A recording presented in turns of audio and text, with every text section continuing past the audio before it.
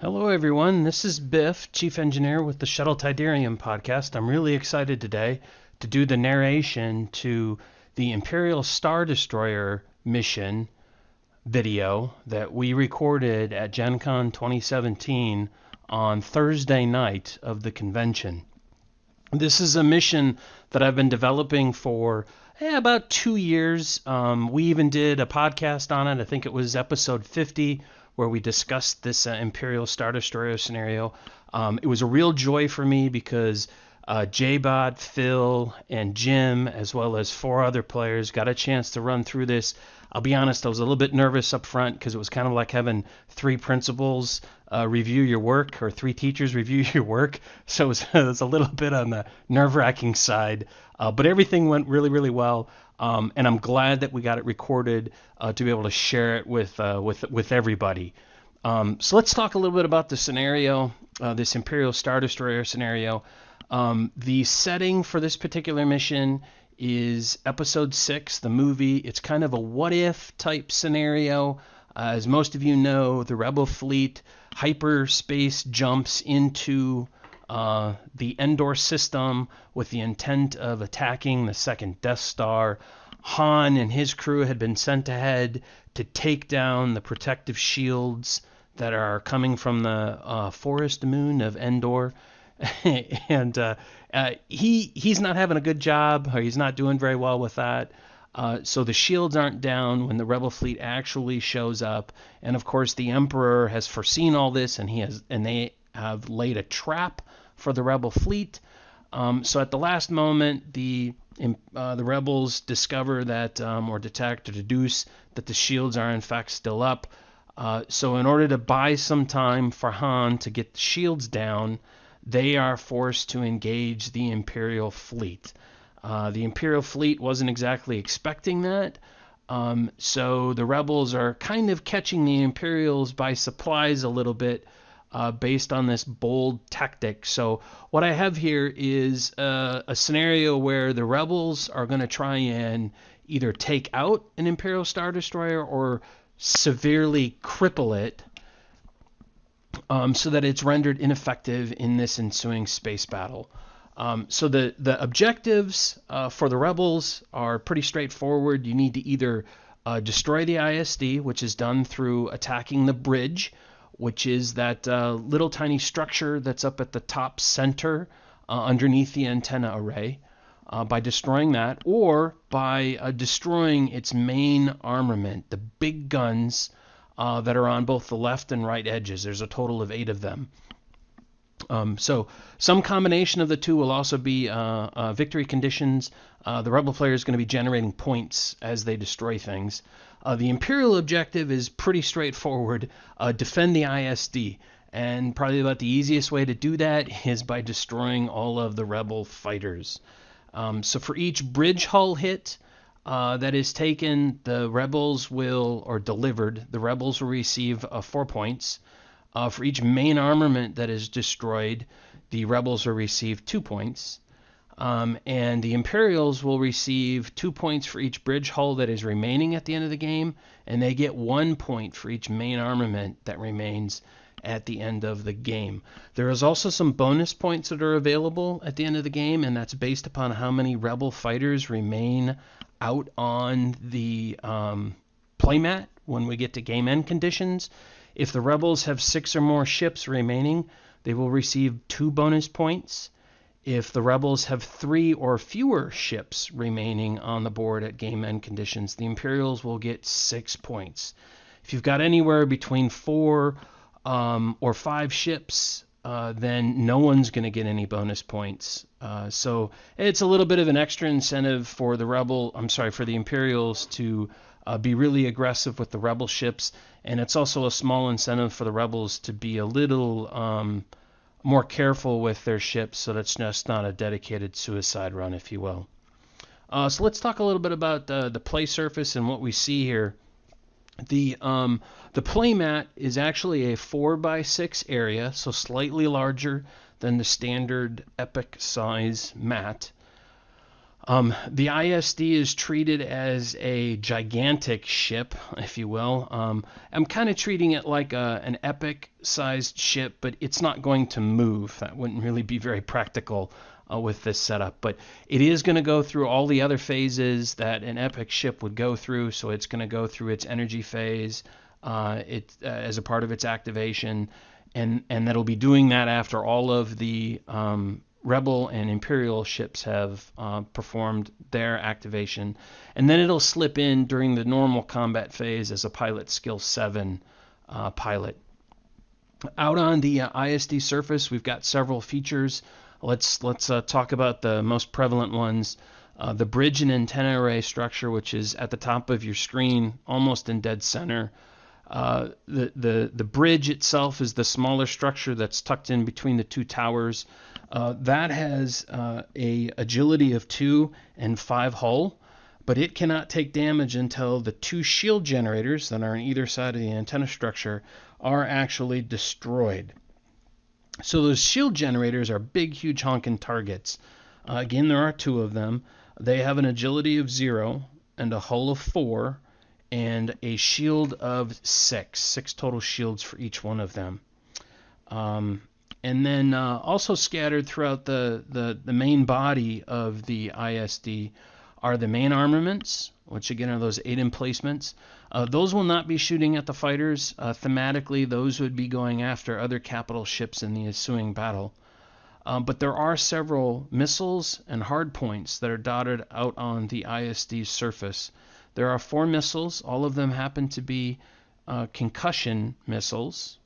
And then there are 6 hardpoints. There are 2 tractor beams. There are 2 single turbo lasers. And there are 2 dual laser turrets that are out on the board. Those hardpoints and the missiles have firing arcs. You'll notice the little transparent overlays that are tucked in underneath each of the hardpoints and missile batteries. Those are the firing arcs. So unlike a traditional turret or most of the turrets in the X-Wing game that have a 360-degree firing arc, I wanted these weapons to actually have to rotate the arc and then make the attack. It helps to balance out the, in some cases, the overwhelming firepower that the ISD and the Imperial fighters can bring to bear. So if the guns actually have to track the Rebel ships, there might be a small break in the action, if you will, when the Rebels fly by. So the ISD weapons have to rotate in those firing arcs. The other items that are out on the board, there are 4 power relays that are out on the board. Those have, as well as all of the armaments and the hardpoints and missiles, they all have an agility of 1, a hull of 3, and 2 shields.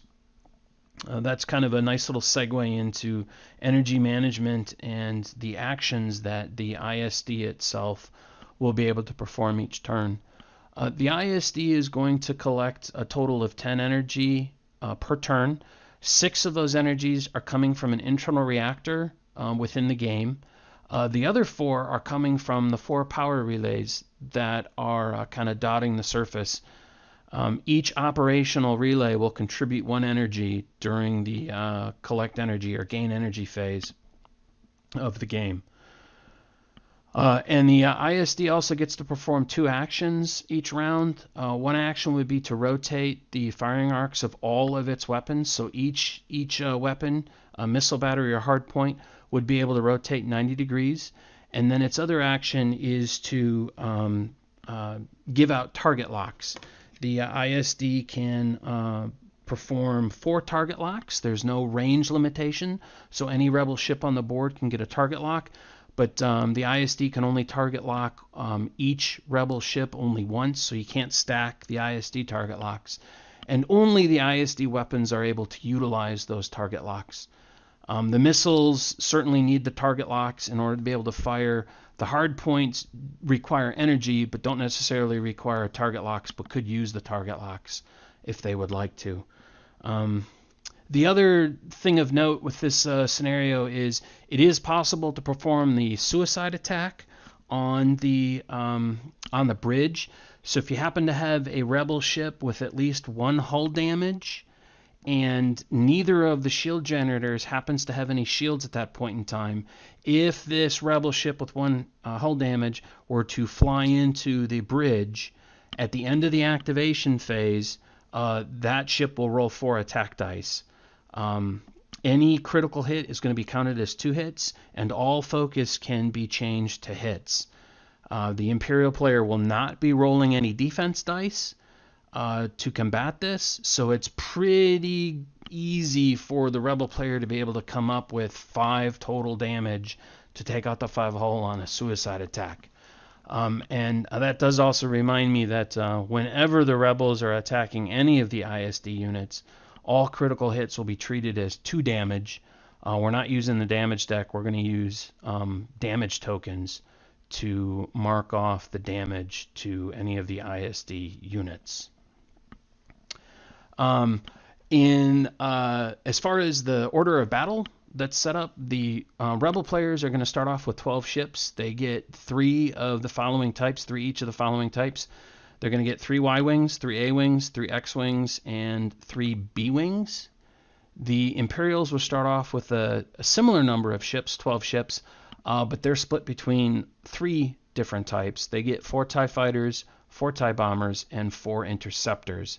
There are a lot of named pilots that are present in this scenario. All are taken from the movie.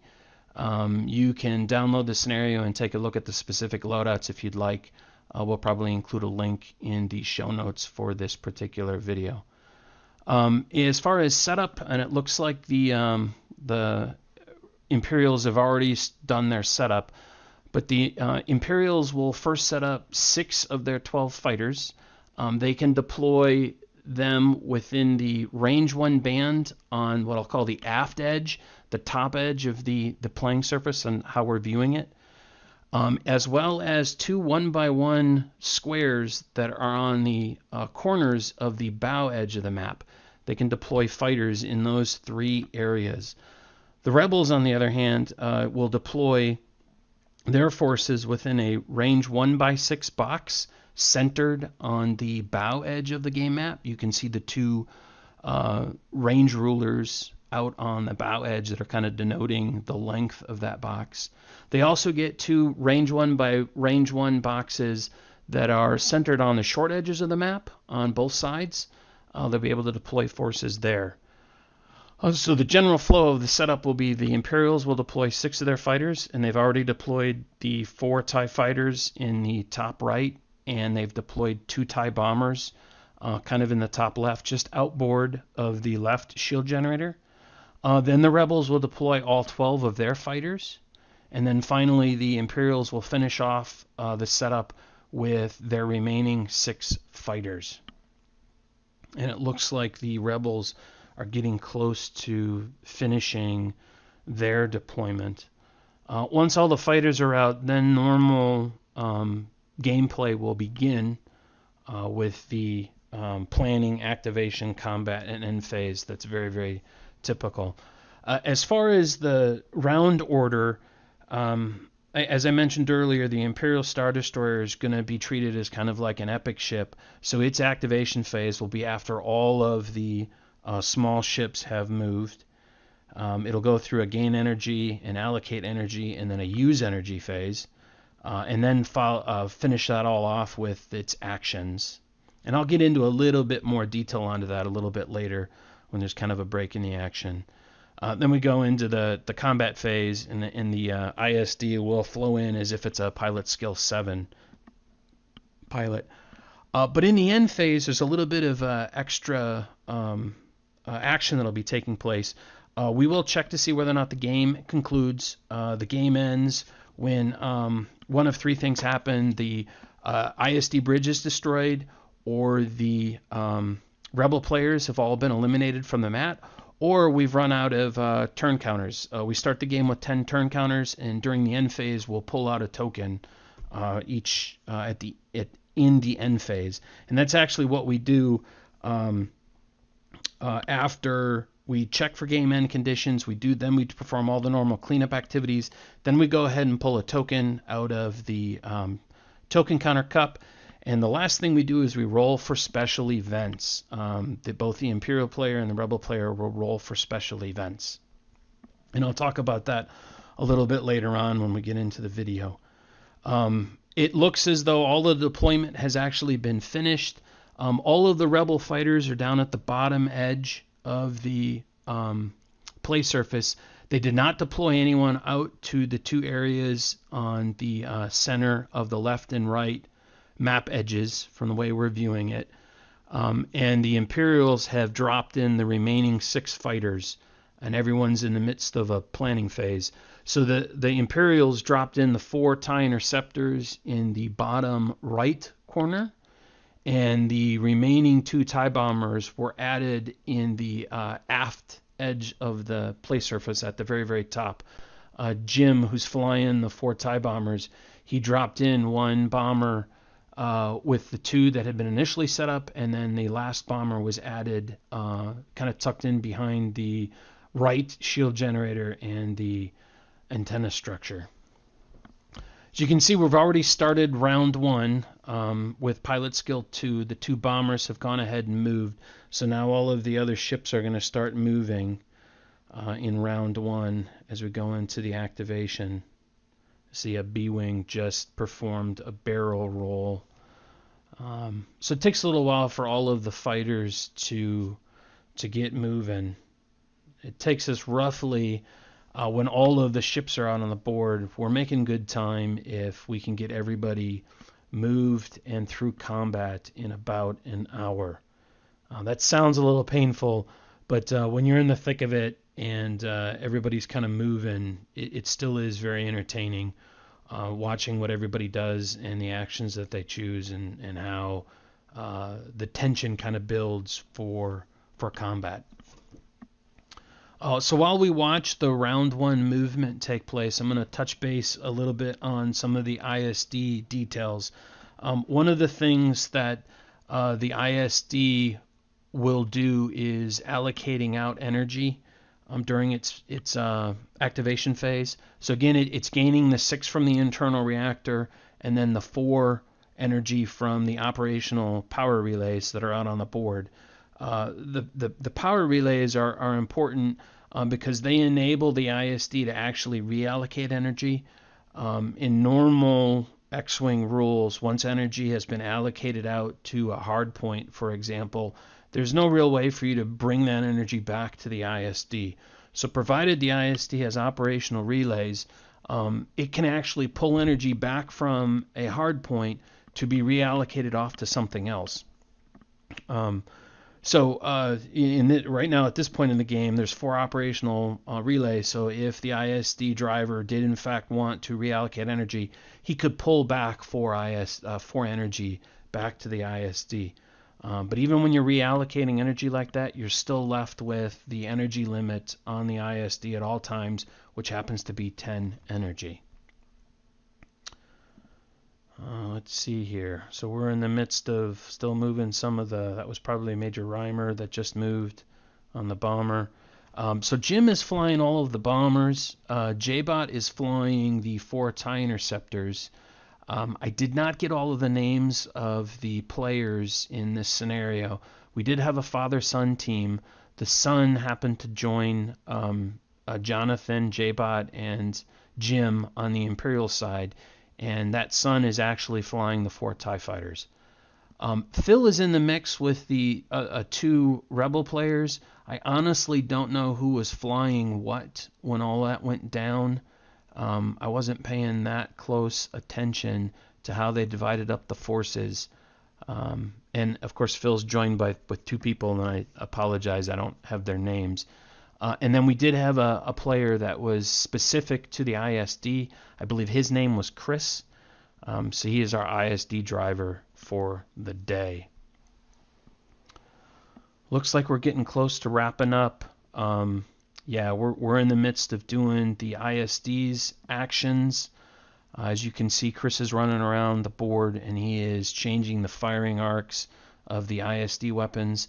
All of the ISD weapons start with the weapons pointing towards the bow, so he's shifting those around and getting ready for his attacks. He did this a little bit out of order. He's just now allocating energy. He should have done that before the actions were taken, but in this round it's not really going to make much of a difference. Here shortly he'll start putting out the target locks that'll be available to him. The ISD gets 4 target locks, but that will be reduced as the bridge takes hull damage. For every hull the bridge takes, the ISD will perform 1 less target lock per turn. So he's got 3 target locks out right now. There should be a 4th one coming. There it is. That's out on the board, and that would wrap up the ISD's turn. So shortly we'll be dropping into round 1's combat, and we'll see the dice fly.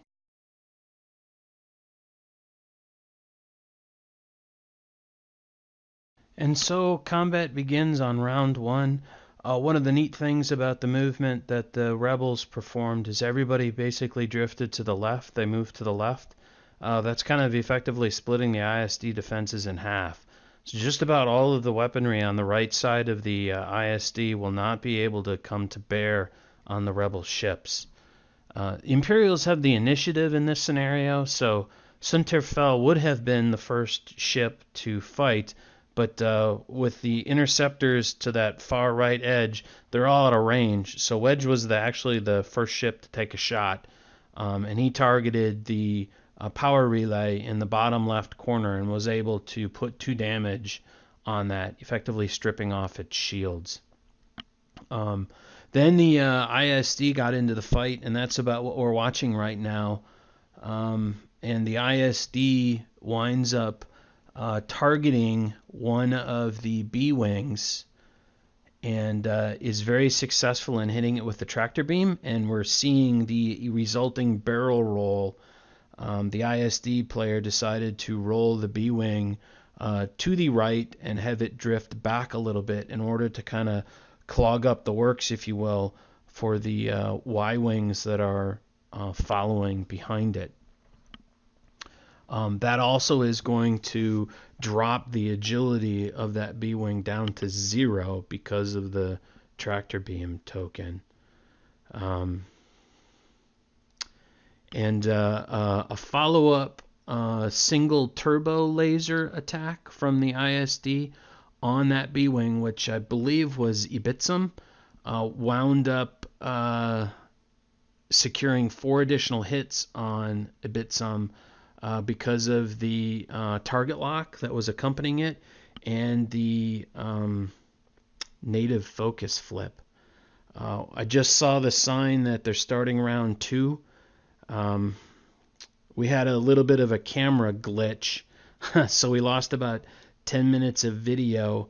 And what wound up happening in there is with the ensuing attacks, the rebels were successful in destroying the relay that's in the bottom left corner, and as a result of that, the bridge was ionized. So 2 ISD weapons were then ionized as a result of the bridge ionization. So the left single turbo laser and the bottom left concussion missile were ionized at the rebels' choice. And the tractor beam that's on the left side wound up taking 2 damage, which also stripped its shield.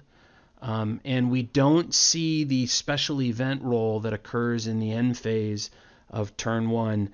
The Imperials got the Emperor's influence, which lets them force the reroll of any 4 dice in the following turn. That's what the little die is on the left edge of the play surface, is a reminder that they have 4 dice. And the rebels rolled reinforcements, but unfortunately, since they already have 12 ships out on the board, no reinforcements were actually added to the game. So here we are right now going through the activation phase of round 2, and we're watching a little bit of that action take place presently. We're playing back this video at 3 times speed. It took a little bit under 7 hours to play this event. So in order to make this a somewhat enjoyable video, we're watching it at 3 times speed. We're playing it back at 3 times speed. So in case you're wondering why things are moving so quick, that's actually what's at play here. So a part of this, what we're going to see in this round 2 activation, the rebels are putting some attention on the single turbo laser and the remaining relay that's on the left side of the board. You'll notice the target locks are showing up on those ISD units. So there's some attention being played there. The X-Wings that are out on the left wing, if you will, appear to be kind of sliding off, if you will, a little bit to the left. And the Imperials, the TIE Fighters and the TIE Interceptors, are just flying like mad to try and catch up and engage the rebels as they're proceeding to kind of make this, if you will, hook maneuver down the left side of the ISD. So here we got the A-Wings moving, so we're getting close to the end of the activation phase. When we get into the ISD activation phase, which will be coming up somewhat soon, the ISD is only going to be gaining 9 energy this round, and that is because of the loss of one of its power relays. So it is losing energy as a result of the rebel attack during the last round, which unfortunately we didn't get on video. There we got a B-Wing sizing up another target lock, and we just put down a target lock token. So those weapons, that a single turbo laser and the power relay, are going to get some attention this coming turn. There we got an A-Wing moving. Looks like we just got a couple more ships to move before the ISD is going to be able to go. One of the other things the ISD is going to be able to do this turn is it can utilize some of its energy to regenerate shields. So as long as both shield generators are operational, which is the case right now in the game, the ISD player can decide to regenerate shields either on the shield generators up on the superstructure or any of the units down on the ISD's body. So like the main armaments, the hardpoints, the missiles, or the relays themselves. If one shield generator is inoperable, then the ISD player has to choose if he wants to regenerate shields up on the superstructure or to regenerate shields down on the main body for units that are down on the main body. For every energy that is spent, you'll regenerate one shield on a unit up to its maximum allowable shields. You can't go above what the unit started off with. So I would imagine that some of the damage that the units took would be used to regenerate shields.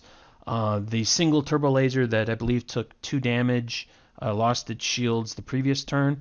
Unfortunately, can't be regenerated. Cannot be allocated any energy because it is ionized from the previous turn.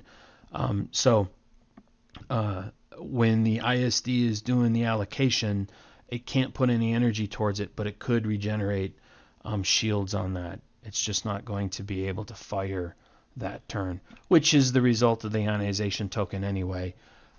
That unit would not be able to fire that turn. Instead, the token just simply comes off.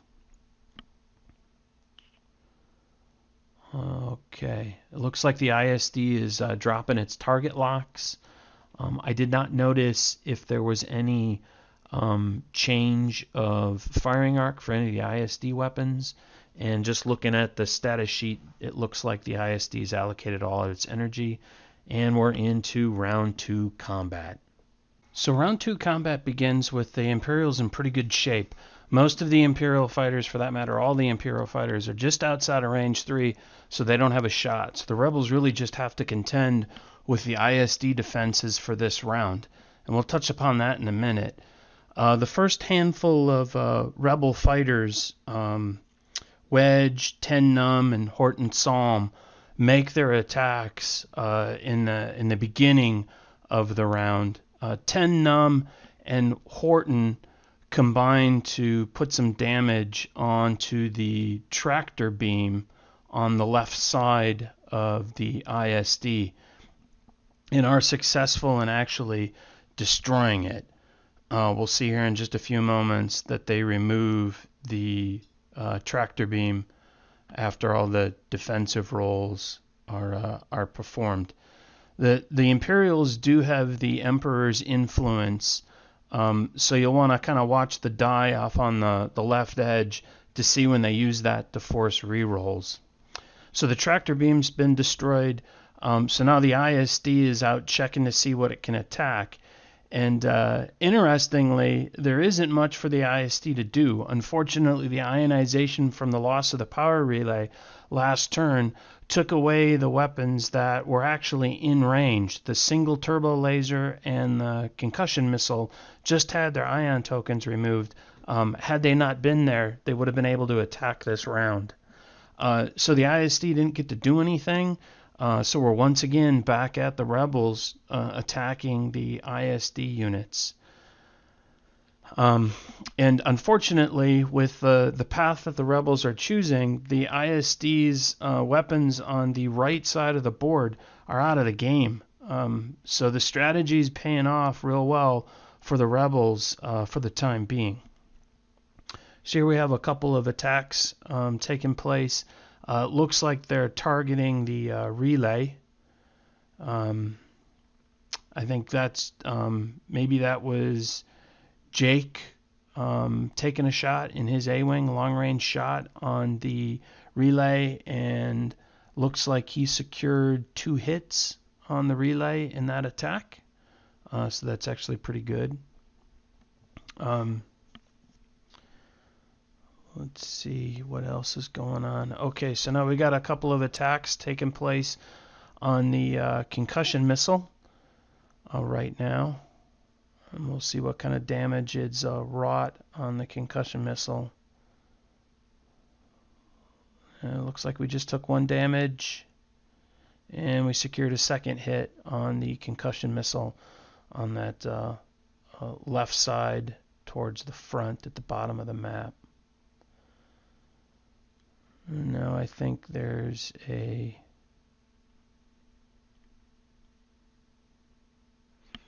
maybe a Y-wing. A Y-wing just took out the power relay, and we're going to see the effect of the power relay here momentarily when they roll for that effect.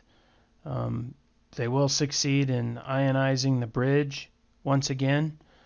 So they're going to go ahead and put out ion tokens on 2 weapons because they rolled the hit.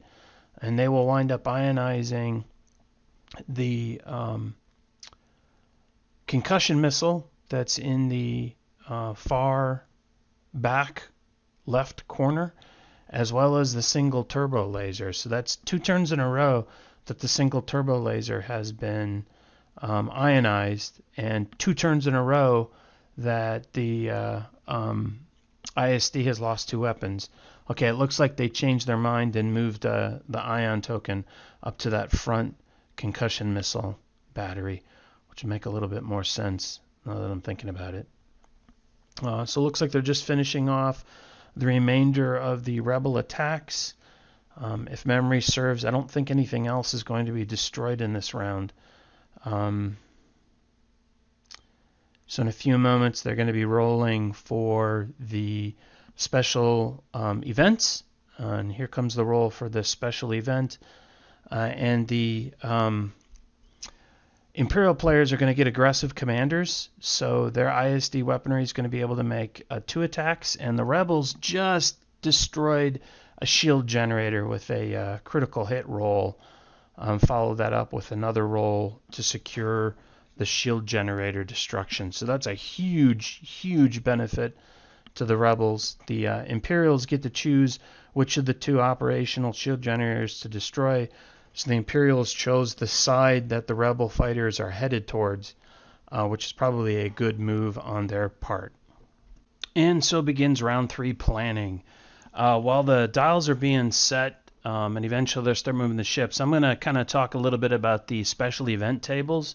During the end phase, both the Imperial player and the Rebel player are rolling on a special event table. This is what really brings about a lot of variability in each of the plays, and I find that these special events are what make the mission a lot of fun and adds to the replayability. The Imperial player is going to roll first. If they roll an attack die. So if they roll a hit, they're going to get reinforcements, or at least they hope to get reinforcements. They would wind up rolling 2 attack dice if they had rolled a hit on the table, and the 2 attack dice are going to tell them what 2 types of ships are going to come out as reinforcements. I am putting, at least in the way we played this, I've got a cap on the number of ships that can be out on the board at any point in time. So reinforcements can only come in on the Imperial side if the Imperial player has 10 or fewer ships out on the board at any point in time. If they happen to roll an eyeball, a focus result on the table, they will get the aggressive commanders, and this is what they earned at the end of round 2. What happens there is the Imperial officers are successfully motivating the ISD weapon crews, so during the next round, so in that case round 3, any hardpoint that performs an attack may make a second free attack. And prior to making that second attack, the hardpoint can rotate its firing arc 90 degrees. But that second attack strength is reduced by 1 to a minimum of 1. And since it is free, the ISD doesn't have to expend any energy for that hardpoint attack. But it is just the hardpoints. The missiles don't get this benefit. Thematically, I was thinking that it would take too long to reload the missiles, so there's not a whole lot of motivation that the officers can force upon the players. So it looks like round 3 activation has started with the Scimitar Squadron TIE bombers, and Jim is in the process of moving 2 of them, and he is dropping proximity mine, and he's going to be dropping some cluster mines off this second TIE bomber. I'm using the models that come from cardboard Combatzone scenery. I think they look really, really cool, and they add a lot to the whole scenery, the whole atmosphere of the game. It'll be interesting to see how that plays out as the round continues. Going back to the special event table, if the Imperial rolls a blank, that's the Emperor's influence. We saw that during round 2. That's where the Emperor is using his mastery of the Force to aid the Galactic Empire's fight. So during the following turn, the Imperial player may choose to re-roll or request the Rebel player to re-roll up to 4 dice. The re-rolls can be applied to dice from either player, again, and may be applied to 1 or more combat rolls, any card abilities, or die rolls associated with overlapping obstacles or bomb tokens. Re-rolls of dice that are in combat are re-rolled at the beginning of the compare results step. That makes this ability very, very powerful. That way the Imperial player gets to see both dice, the Imperial dice and the Rebel dice, before deciding what dice they'd like to have re-rolled. Any dice that had been previously re-rolled prior to the combat results step or compare results step can be re-rolled as a result of this effect. So that's kind of an exception to the normal rule. But the Emperor's influence cannot be applied to any of the special event rolls. You can't mess with those. And then finally on the Imperial table, if a critical hit is rolled, the Imperial player will re-roll 1 more time. If he gets a hit, there will be a restoration of a power relay. A power relay will come back online. If it's a focus, they'll get a weapon system back online. So like the technicians have repaired a weapon. If it's a blank, that is the now witness the firepower of this fully armed and operational battle station effect. So the Death Star is firing its devastating super laser, and it destroys a Rebel capital ship, kind of endangering the Rebel fleet. So we're going to reduce the game turn, or the game by 1 turn, by pulling out one of the tracking tokens from the turn pile. And if by some chance there is no token to remove, the game ends immediately. And then finally, if a critical is rolled following a critical, that's a superstructure repair. So the Imperial technicians have successfully bypassed damaged systems, and the Imperial player may choose to add up to 2 points of bridge or shield generator hull in any combination up to their maximum values. It looks like Jim wound up moving his TIE bomber and flew it right into his proximity mine and his cluster mine. He told me that he was sitting down when he had plotted all those maneuvers, and his line of sight, his angle of view, made him think that he actually had more distance, that TIE bomber would actually come up short and not fly into those so that he could hop over them on the next turn. But unfortunately, his planning went awry, and he wound up running into his own bombs, which is kind of unfortunate. And it looks like the rest of the movement is kind of wrapping up. We're actually at the point where we've got to merge. The bombers are definitely engaging the rebel fighters now, and the TIE interceptors are now within range of the rebel fighters, so we're definitely going to get some fighter-on-fighter combat. The TIE fighters I don't think are going to get into range. Maybe one of them might be in range, but the majority of them will be out of range for this turn. And as far as the ISD is concerned, 2 of its weapons are offline because of the ionization tokens. And it looks like maybe 3 of them are offline. Yeah, it does look like 3 of them are offline. There must have been a weapon effect fired on the front, the bottom right concussion missile, because I don't think, maybe I had it wrong, that the rebel players had decided to change their minds on which one to ionize as a result of the power relay destruction. Looks like they've got just a few more ships that need to move before the round ends up as far as activation, and then we can drop into combat. One of the strategies that Phil had told me was for the X-Wings to hook kind of wide, and that was to enable them to be in a position to kind of creep in behind any Imperial fighters that dropped in behind the Y-Wings, B-Wings, or the A-Wings. That looks like it's starting to work a little on the effective side, because certainly the Interceptors are being drawn in. I don't know if the X-Wings are going to actually be in a good position to scoot in behind the Interceptors. They're starting to get out a little bit out in front of the Interceptors, but we'll see how that winds up playing out. But I would say the initial plan from the Rebels has been working out quite well, because they've effectively gone 3 turns of movement before they get to the merge, which is really unusual in this game. More often than not, the corner deployment zones in combination with the center deployment zones tend to get a lot of ships, and that tends to force ship-on-ship combat as early as turn 1. That just didn't work out this time. I think maybe if Interceptors had deployed in the left corner instead of the right corner, there would have been more of an opportunity for engagement. I think the Interceptors might have been a little bit overwhelmed with the Rebel forces bunched up as much as they were. But so the opening round 3 attack is made by Wedge, and it targets the main armament and is successful in destroying that main armament in the bottom left corner of the map. That's going to earn the Imperial players some victory points. That's going to give them 2 victory points. But the Imperial players has got a load of them.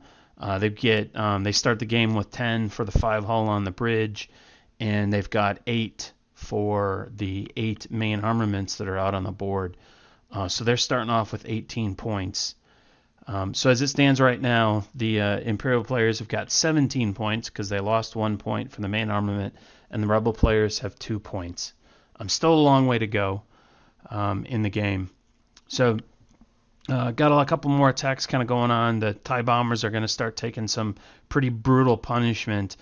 We just saw 2 crit hits get pulled up on one of Jim's Scimitar Squadron pilots as the battle ensues. And I think we're putting out another crit on his other Scimitar Squadron.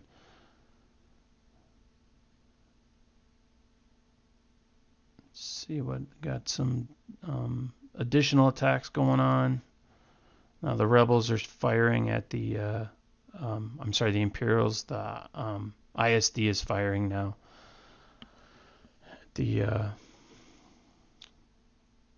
At the rebels, and it doesn't look like there was any substantial damage on that attack. So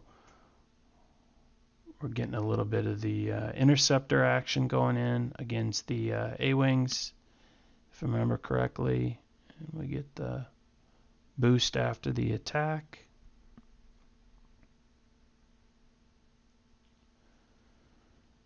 Now this is pretty cool.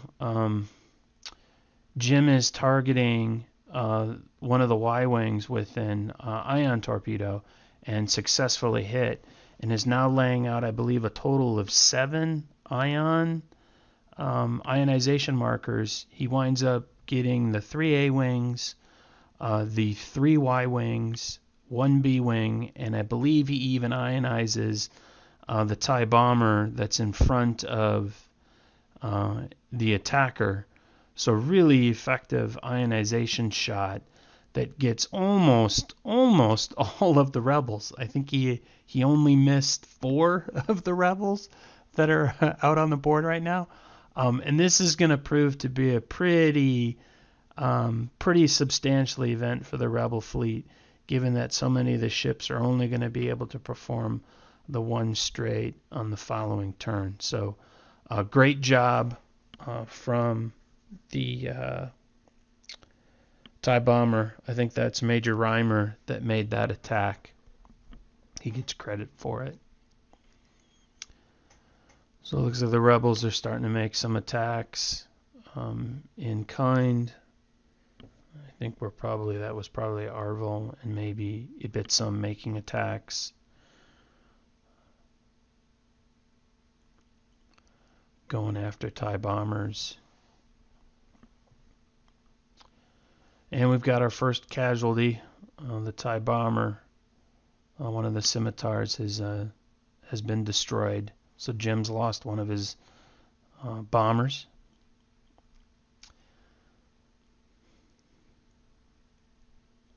And now we're getting a little bit of the TIE fighter action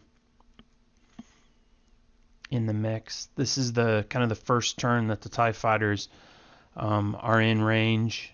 That one is going to be in range. The other 3 are still going to be outside of the effective combat range.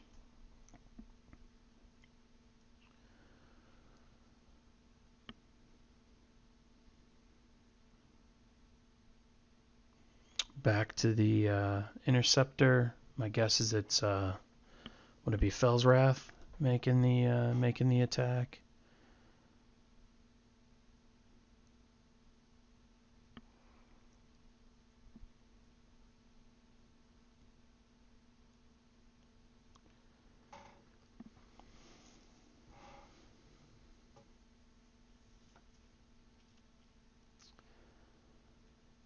Try and get my bearings here as to what's going on. It's a little bit hard to follow sometimes at 3 times speed. Keep track of who's shooting at what and what the plane is. I think we are in the midst of the Gray and Red Squadron pilots shooting. And they're probably going after. They took out the TIE bomber, so they've eliminated a second TIE bomber from Jim's fleet.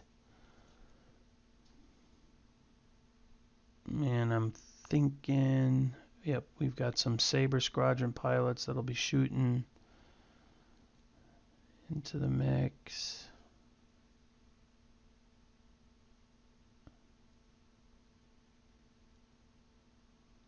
So our first casualties were Imperials. on the TIE bombers.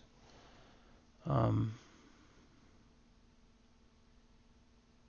that's 6 hull each. That was quite a bit of damage output that the rebels were able to inflict over the course of the 2 turns.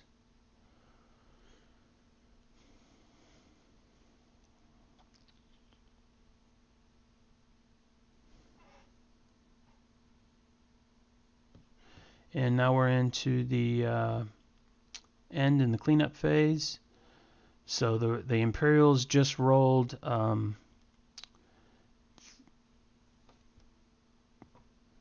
the Imperials just rolled aggressive commanders, and the Rebels wind up rolling sensor jamming. So all of the target locks come off, and I'll describe that in just a little bit more detail as the round 4 planning.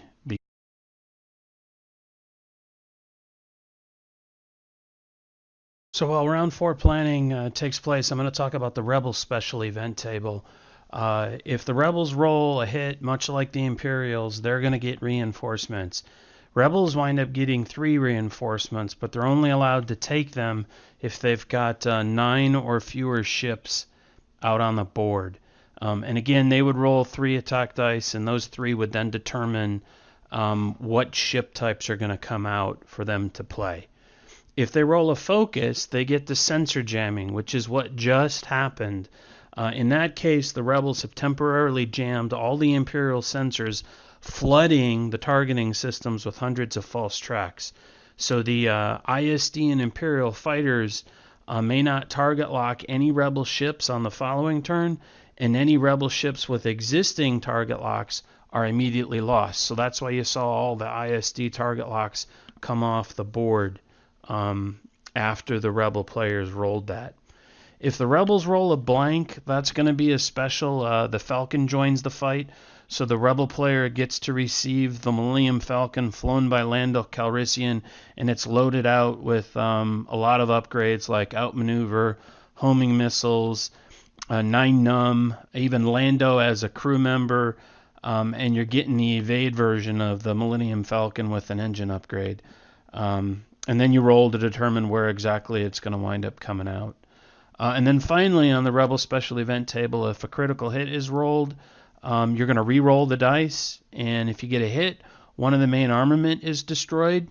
So the home one winds up laying down this massive barrage, and it takes out one of the main guns. If you roll a focus, which was done, I believe, during turn 2, that's when a shield generator is destroyed, so we've already seen that in the game.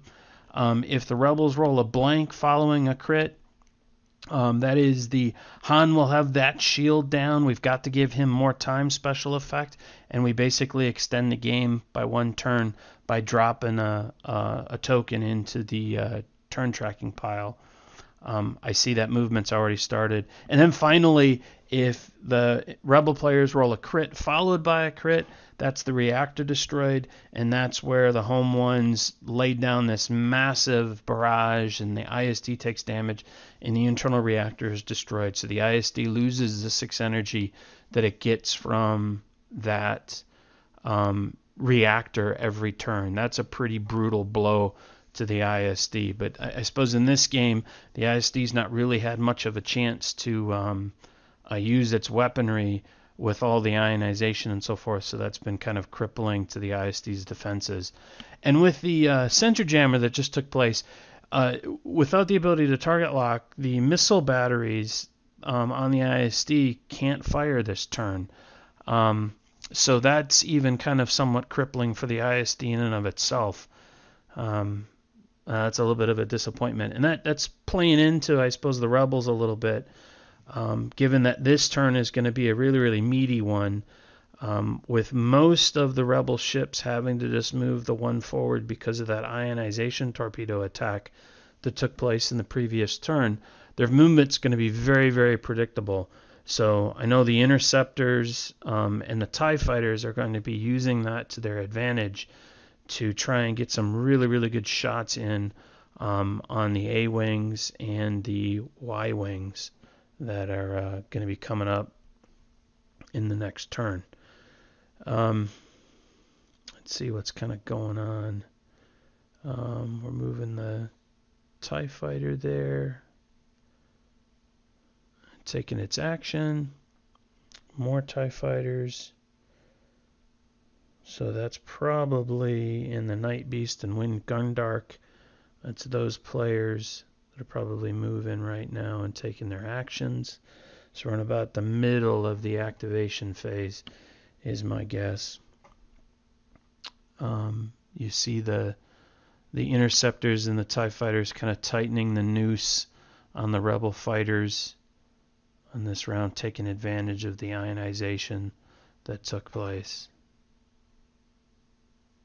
Yeah, even though Jim wound up losing 2 TIE bombers that last turn, they did a a really effective job in getting that ionization attack in place. And then even though only the 2 cluster bombs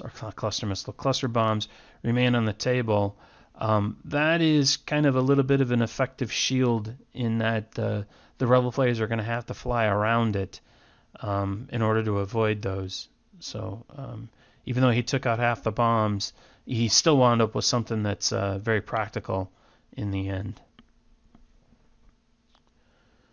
Let's see, are we moving another interceptor? Yep, move another interceptor. And that's probably Major Reimer. Oh no, that's probably Jonas that's moving. Nope, I'm sorry, that was Reimer that moved. And this is probably Howl Runner that's making his movement to wrap up the last of the TIE fighters that are going to move. So now we should get the B-Wing with 10 num.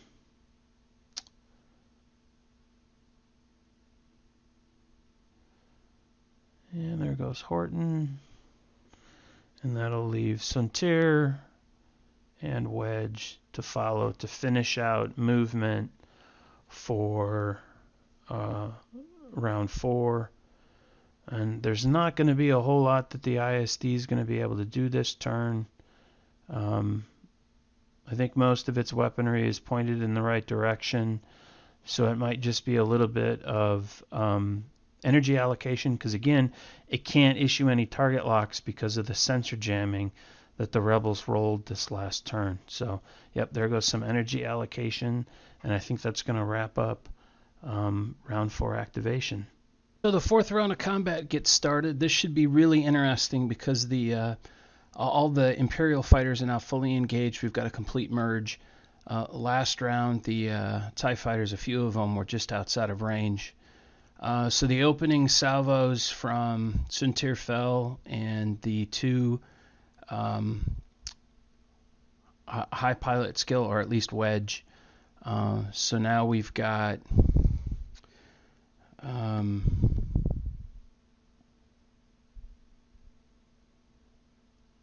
the PS8. The 2 PS9 X-Wings just made their attacks. And we should be dropping into a little bit of Howl Runner action right now with a late breaking PS8 upgrade. Let's see what comes out of all of this. The ISD again will not be able to perform any target locks because of the sensor jammer. So even the missile batteries are going to be out of the fight this round. So I think we're ready for 10 num. Oh no, we're finishing off the PS8. It's probably Howl Runner shooting now.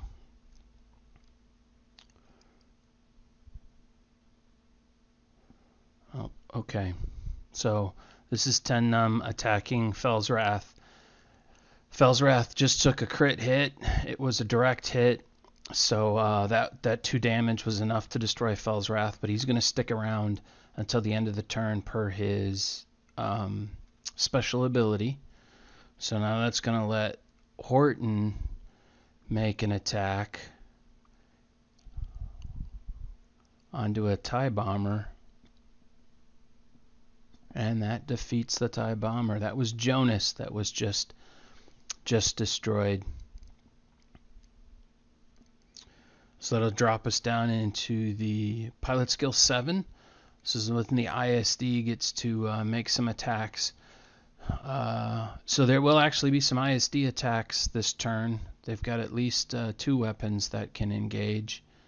Maybe that single turbo laser on the far right of the viewing area would be able to attack. It might just be outside of range 5. I'll have to see how that looks. So they'll get a couple of shots in, cause a little bit of damage. There was a crit just drawn. And now we're expending the energy from the dual laser turbo. And I don't think there was anything off of that one that got through. Alright, we just took out an A-Wing. That I believe is the first loss for the Rebel fleet. Yeah, quick scan of all the inventory, and that's the first Rebel ship to have been lost. Fell's Wrath. That's not Fell's Wrath. Shoot, now I can't come up with a name, but there's a Saber pilot that lets you make a boost or a barrel roll after they attack. Is that Turfinier?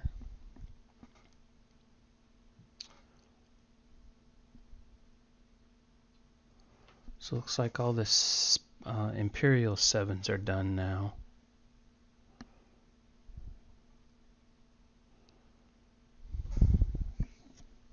So we got a little bit of an attack from the A-Wing.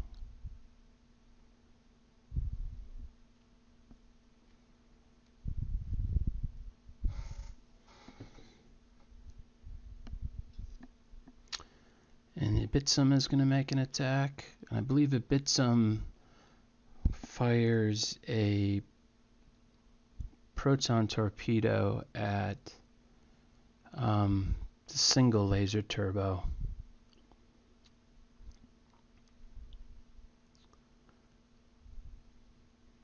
And the results of it, pretty bad.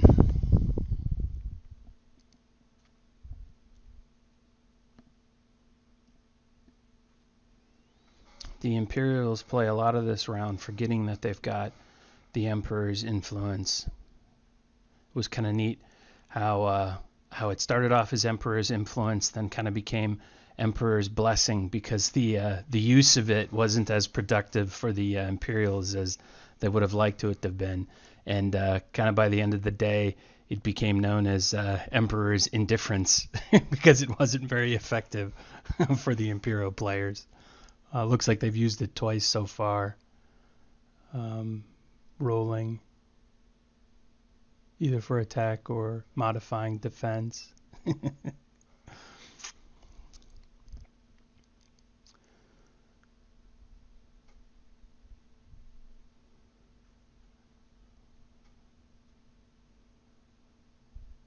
So we lose another A-Wing in an attack. So the Rebels are now down to just the one A-Wing.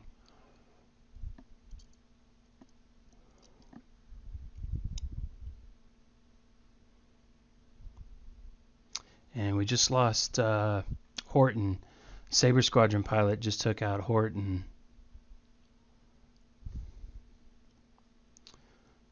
So now we're going to get some Red Squadron and Gray Squadron pilots to make some attacks.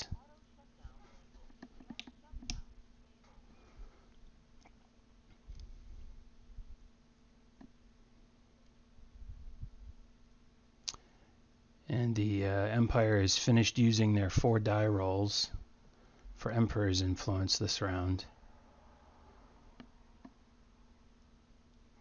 And it wasn't very productive for them in the use of it. And now we've got an attack on single turbo laser, and that destroys the single turbo laser. And then I believe Then there was a follow-on attack with another proton torpedo that dealt fort damage on the dual laser turbo. So about now we should be down to pilot skill 3s. I think there's a little bit of damage that's laid out off of all of that.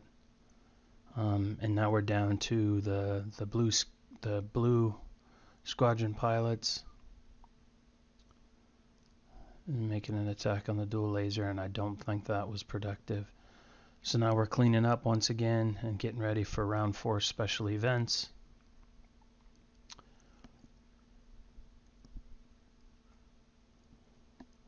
Let me pull the token out of the turn cup, and the Imperials roll aggressive commanders, and the Rebels wind up rolling sensor jamming. So they're going to go another turn with blocking, prohibiting the Empire from using target locks. It was pretty significant to do that 2 turns in a row. The aggressive commanders enable the Imperials to fire twice with the hardpoint weaponry. The second attack is free, no energy has to be expended, and the hardpoint can rotate 90 degrees after making the first attack, but it is making that attack at 1 fewer strength, so it's a -1 on the attack. So the Rebels are kind of sitting pretty good at the moment. With their attack and the rolls that they've been getting on the special events, running essentially 4 turns now with minimal ISD defenses. In the first 2 turns they had destroyed the power relays, 1 per turn, and that ionized 2 weapons each turn and took them out of the mix. And then these past 2 turns, they've had the sensor jamming, which is effectively taking out their 2 missile, all of their missile systems, but since all the Rebel ships are on basically the left side of the board, it's taken out roughly, now that there's only 4 weapons on that side of the board because the tractor beam's been destroyed, it was effectively taking out half of their weapons. So for 4 straight turns, they've been rendering the ISD almost nil in this battle. And then with the length of time it's taken for the Imperials to get the complete merge, which has just now happened, they've been able to penetrate pretty far into the, I'll call it the ISD or the map space. But as you can see, they're beginning to take losses as a result of the merge. So it'll be interesting to see how the game transpires for the rest of it. As will their luck continue, or are they going to have some additional setbacks? So it looks like we're getting close to starting off round 5 with movement. That'll be just a few short seconds away. I don't believe that there were any ionizations. I'm doing a quick scan. I'm not seeing any ionization markers out. And the ISD did lose that single turbo laser. So they're 2 out of 5 down on the left side of the board. I suppose with some... Okay, so now we just saw the sign for 5. So turn 5, the ships will start moving here shortly. So they might actually get some with movement.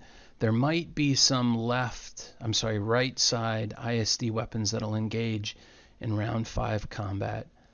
But let's see how the movement goes for round 5. So we've got a B-wing that's tracking across one of the cluster mines that Jim laid down like 2 or 3 turns earlier. I don't think he took damage on that. I'm not certain. I can't really remember. And my notes don't have the specifics in them. So now we're up to pilot skill 3 with the Obsidians moving, because all of our Scimitar Squadron bombers are gone.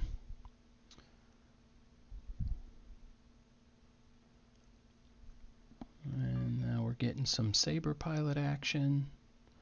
A little bit of a K-turn going on there. And Felsrath did come off the board. And now we've got a Y-wing cutting across the other cluster missile. And I do believe on this turn that there was damage on the Y-wing. I think there was some commentary that the Rebels may have taken more damage than the Imperials did off of the bombs, because I think Jim was pretty proud that there was a net positive experience on the bombs, considering he flew over a few of the ones that he had laid out. Let's see where we're at. Okay, so we're moving probably at PS5 with the TIE fighters moving.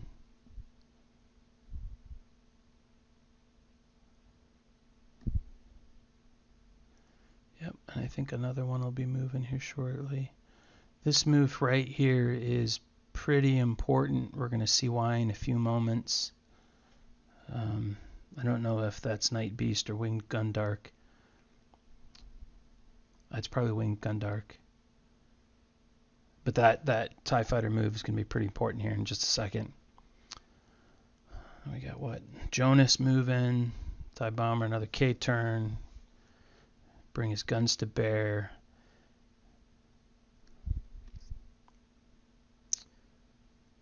And that's probably Turfanier that's moving. With a barrel roll. And Major Reimer's dead.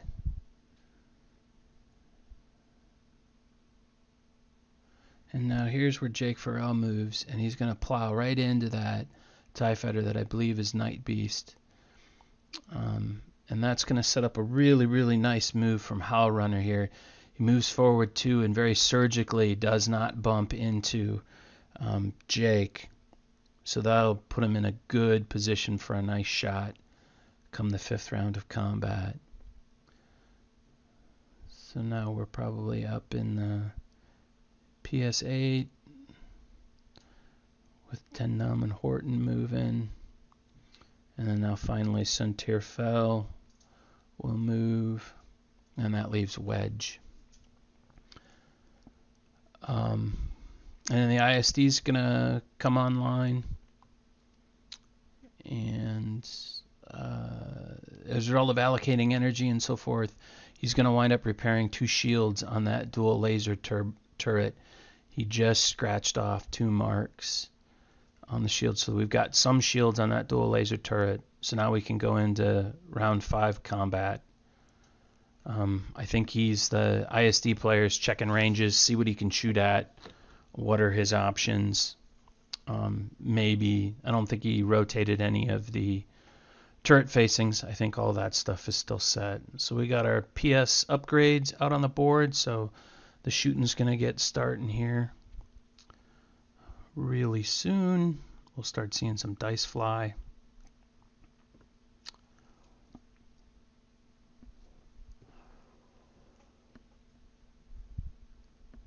And I think Sunterfell's getting a little bit of attention from Wedge and the PS upgraded X-Wing. Suntir wound up flying into the back of the TIE bomber. Oh, okay, he did die. Sunterfell got taken out. So now they're chasing after Jonas.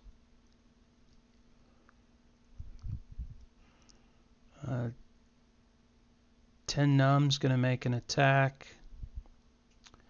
And I think he's targeting the Howl Runner, I think is who he focuses in on. He makes that attack with a ion torpedo. Here comes the die rolls for that.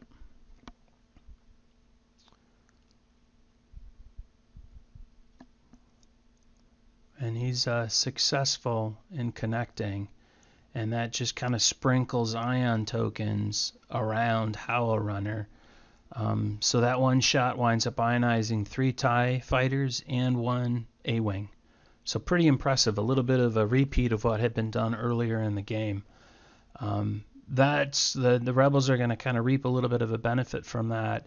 With a bit of a negative, I think it would have been great for the A-Wing to have been able to run forward 5 speed to kind of make a beeline for that other shield generator, but he's going to be slowed down a little bit because of the ionization.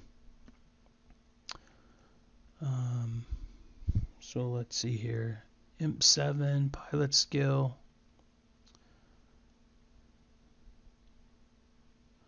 With the ISD, okay, so we just we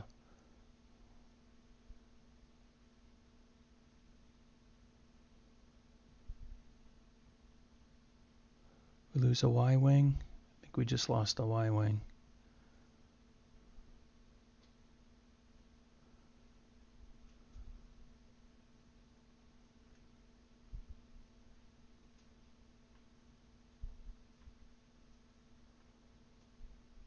Yeah.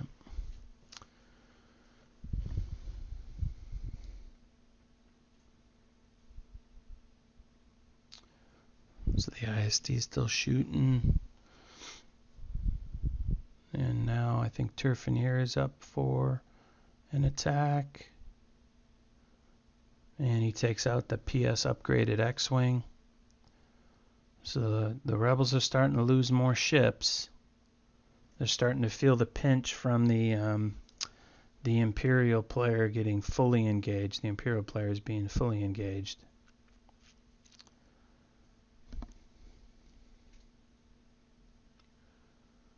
So we're going to get a couple volleys going back and forth as we work through the remainder of PS7 and pilot skill 6.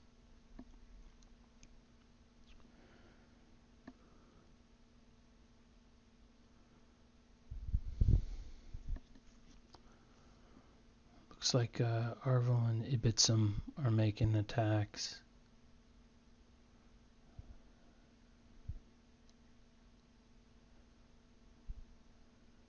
Now he might be in the mix of the pilot skill 5 TIE fighters making their attacks.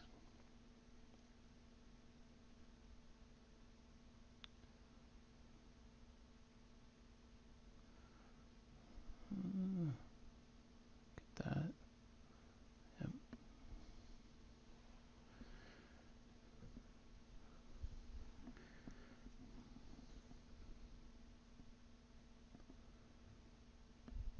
So Night Beast winds up attacking the Y-Wing and almost destroys it, leaves it at 1 hull. And then in some of the attacks coming back on Howl Runner, it almost is destroyed, but Howl Runner is left at 1 hull. But survives this attack. There comes, that's the knock on Howl Runner. But Howl Runner stays up because we've given her a hull upgrade. So although she's taken 3 hull hits so far, she's still in the fight with 1 remaining. So we're probably down in the maybe pilot skill 3 now. Things are moving fast.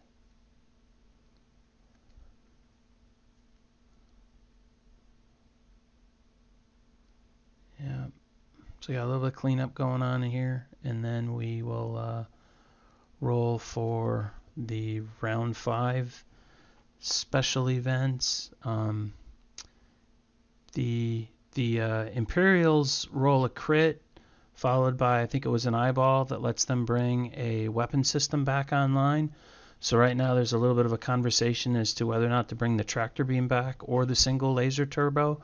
The tractor beam's got range 1 to 5, and it is behind all of the Imperials right now, whereas a single turbo laser is a 3 to 5 weapon, so it's got a rather large donut hole. It is in the middle of the fray, but in the end our ISD player decides to bring the the single turbo laser back online. Roll die determines that it comes in facing to starboard with all of its hull, but no shields remaining.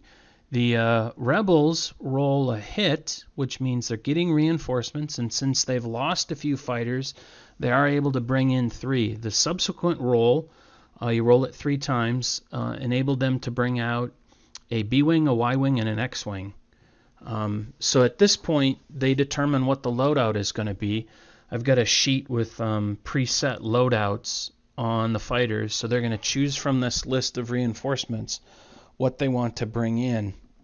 Once they've determined how the ships are going to be configured, the next decision they have to make is where are the fighters going to, or how are the fighters going to come in. Then once we determine how they're coming in, where their actual location is. The rebels can decide if they're going to bring out the ships individually, so you would roll 3 times to determine where they're coming in, or to bring them in as a pair and a single, so you roll twice, or bring them all in as one group.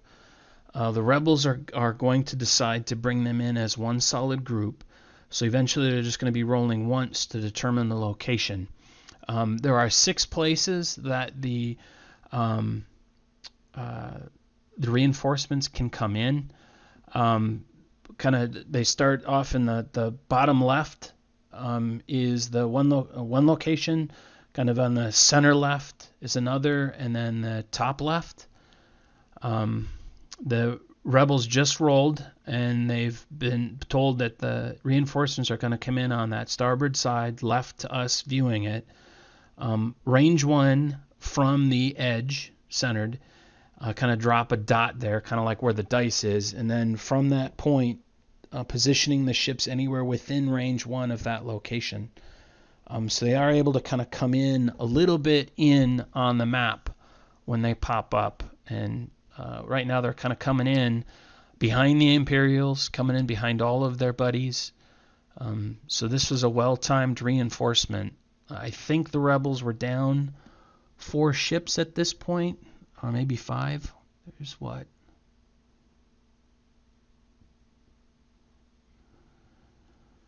Yeah, it looks like they're down 5 ships. I'm counting 7 out on the board right now. So this is a well-timed reinforcement for them.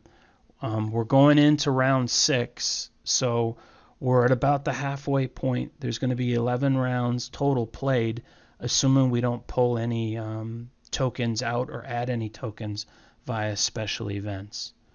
So right now, round 6 planning is in process. And in a little while, they'll get started with activation. And so round 6 planning begins. The rebels now have 10 ships out on the mat. That allows them to maintain the 2-point bonus they have for having 6 or more ships on the mat at game end condition. So as a point check, right now we stand with the rebels having 4 points and the Imperials having 17 points. If the rebels are able to keep 6 or more ships on the mat by game end condition, they would need to destroy a total of 7 main armaments in order to win the game, assuming they do not inflict any damage on the bridge. And as a reminder, for the rebels to damage the bridge, they first have to destroy the shield generator on the right side of the ISD from the way we're looking at it. It looks pretty much that's the way the rebels are all headed right now. If by some chance they start losing more forces, which is probably going to be the norm, and they wind up with only 4 or 5 rebel ships on the board at game end condition, they have to destroy a total of 7 main armaments, so 6 more in order to win the game. And again, that's assuming they don't inflict any damage on the bridge. The ISD this turn will be able to put target locks out, because again, the rebels did not roll sensor jamming this last turn. They got the reinforcements instead. So the target locks are going to be coming out on the board, and the Imperials also got a single laser turbo back online this past turn. So that will certainly be active as well in this round. As a reminder, the dual laser turbo on the left side of the ISD was ionized, so it's not going to be able to attack this turn. But some of the weaponry on the right side is actually going to start coming into the game. The dual laser turbo to the right of the bridge, as well as a single laser turbo, should be able to make some attacks this round due to proximity of rebel fighters now getting closer to that right side shield generator. The ISD is only going to get 8 energy this round because of the loss of the 2 relays, and I'm pretty sure that 3 of the energy that it's going to be collecting, or that it currently has, will be utilized to regenerate the shields on the single turbo laser that came back online. It only came online with hull, as well as to repair the 1 shield that was lost on the dual laser turbo to the left of the bridge. So this should prove to be a very interesting round. There will probably be a lot of bumping, and combat is probably going to be brutal because there are going to be so many ships in close proximity to each other. So a lot of potential range 1 shots coming up. Round 6 activation is about ready to start. Here momentarily we'll start seeing some movement there. So there we go. It's going to start off with the Blue Squadron pilots moving first because we no longer have any Scimitar pilots out on the board.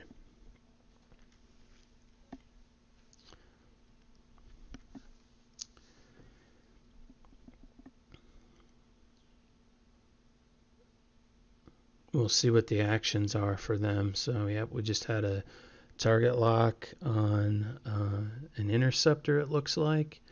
There's the other B Squadron, the original Blue Squadron pilot. He's going to be dropping a target lock on that dual laser turbo just in front of him. So now we'll get an Obsidian Squadron. This guy was ionized this last turn, so he only moved forward the 1. Again, you'll note that there's the 3 other ships that were ionized last turn, the 2 TIEs and the A-Wing. So there we have a Saber Squadron pilot that just moved. And now we're going to see a series of gray and red squadron pilots move, kind of all en masse. The Y-Wing just took a focus action, and I think all of our reinforcements over here are going to be taking quite a few target locks. I'll call it the lead X-Wing, the original Red Squadron X-Wing. Looks like he just flew right into the back of the Interceptor. So no action for him, but I think all those reinforcements that just moved, the X-Wing and the Y, they're going to be dropping target locks. There was one on the Interceptor. So that takes us to Night Beast and Wing Gundark. I have a hard time tracking who's who between those two. And now the other guy, he's only moving forward the 1 because of the ionization. That should, let's see. So what do we got? We're moving Ibitsum there, and he ran into a TIE fighter. There's no action for him. Now Major Reimer is moving. And Turfanier just moved, bringing all those target locks with him.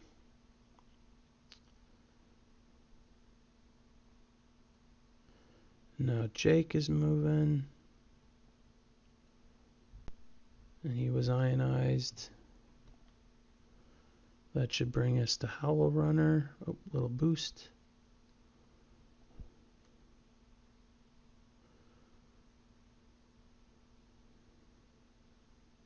And now 10 Numb. Oh, he just ran into Howl Runner. And I think that leaves just Wedge for him to move, and he bumps in as well. No action for him. So the ISD is going to go now. There'll be some pretty healthy discussion about which targets need to be engaged, given that a lot of the ISD weaponry will be in use. The only one that will not be able to fire again is that dual laser turret to the left of the bridge because it was ionized this past round. So we'll drop our 4 target locks, and we're going to get 2 facing changes on weapons. The left single turbo laser is going to get pointed to the bow, and the same thing's going to happen to the dual laser turret that's on the right side of the bridge. You'll see that here momentarily. And then combat's going to get started.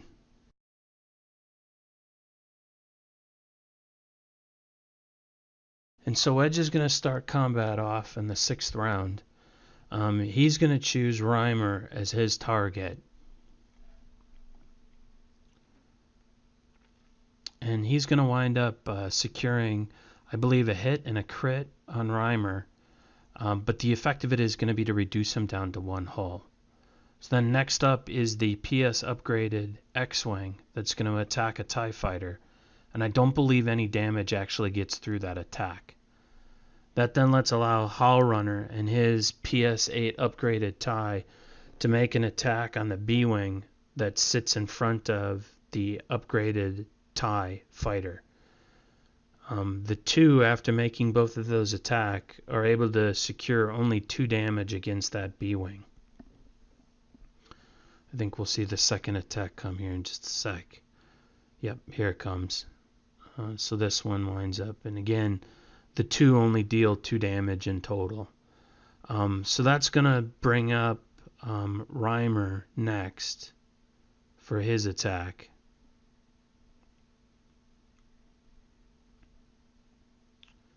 And he's going to go after 10 Num with proton rockets.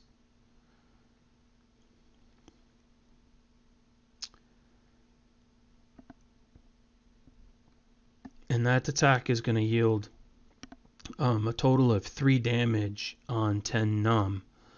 And with the elite pilot talent that Reimer has, he's going to be able to put 1 splash damage on the other B-Wing. So now the ISD comes in, and the right side single turbo laser is going to attack the B-Wing with only 1 hull remaining and destroys it after securing 3 hits.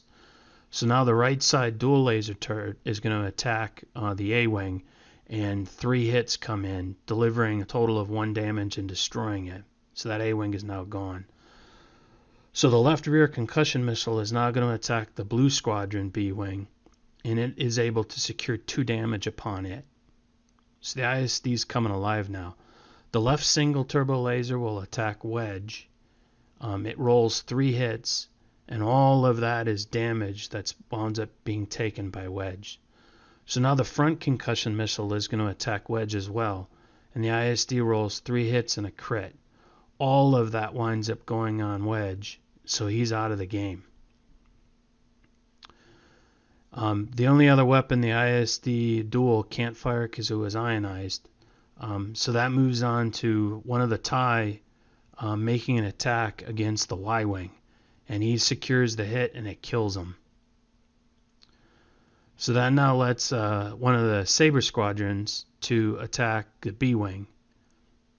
And that secures 2 hits and a crit, and it winds up taking him out of the game. So now the Red Squadron, the Reinforcement Red Squadron, is going to attack Reimer. And they wind up rolling 2 hits. And with the defense roll, 1 damage winds up getting through Reimer, and that kills him. So even he gets pulled off the table. So now the Reinforcement Gold Squadron pilot is going to attack Tur with the torpedo. He winds up rolling 2 hits and a crit, and with defense, the crit winds up getting through. So now their Blue Squadron reinforcement buddy also attacks Tur with the torpedo.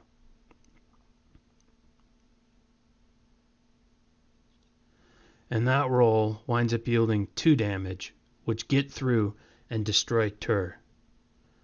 He winds up coming off the table. So now the focus moves over to one of the TIE fighters, and they wind up attacking the X-Wing. 2 damage winds up getting through, and it winds up coming off the table as well. Round's getting pretty brutal. And I think it all winds up culminating with the Blue Squadron that's kind of sitting close to the dual turbo laser, winds up making an attack and using the target lock to re-roll some dice.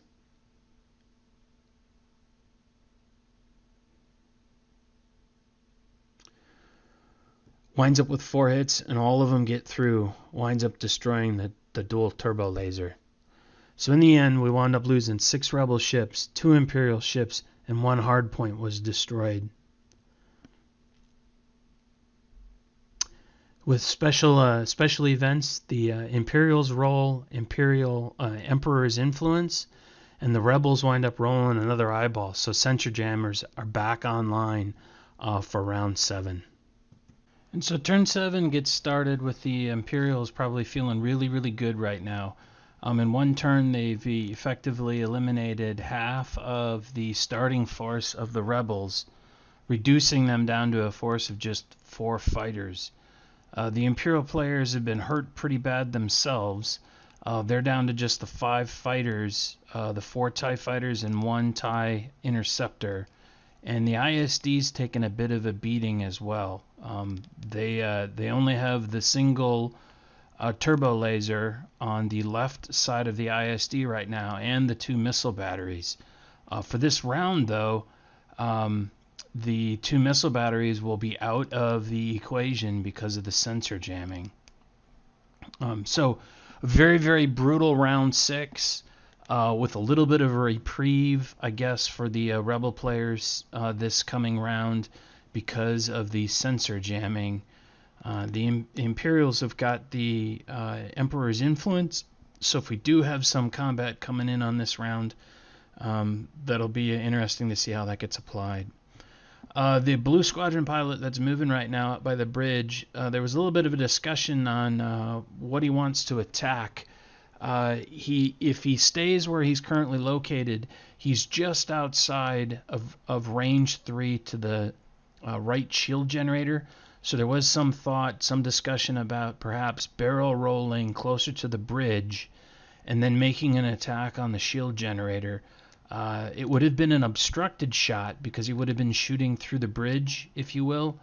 But then again, the shield generator's only got 0 agility, so it would only have been rolling 1 die. So in the end, he decided not to take the barrel roll, and as you saw, he did the target lock on the dual turbo laser. So it'll be interesting to see how that combat plays out.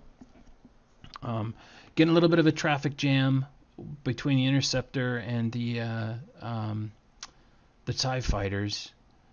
And of course, the reinforcements that the Rebel players have got to be pretty happy came on board a turn before in round 5 are now kind of their saving grace. Had those reinforcements not come out, that single B is not gonna cut it. I think eventually it would get picked off by all of the ISD defenses. So it's good that the Rebels have got some extra ships out on the table right now. So we're kind of finishing up. Oh, there's another collision. So that TIE fighter is not going to be able to shoot at that B-wing, which is probably unfortunate for the Imperial players, but very fortunate for the B-wing. That might have been Howl Runner that just moved. Nope. Okay. This is probably a Howl Runner as the last one to move. So, yeah, ISD is starting to do stuff right now. We just had a swivel. So the ISD takes 10 energy, rotates the right dual to point left, and the left single turbo laser is targeting the B-wing. But no target locks are going to come out again because of the sensor jamming. A few last-minute actions on the TIE fighters and the PS-8 upgrade from Howl Runner, and we are ready to start combat. So out of the gate, the first attack is going to be from Howl Runner. He'll be attacking an X-Wing, that reinforcement X-Wing, and actually secures 2 hits. And with the defense roll from the X-Wing takes 1 damage.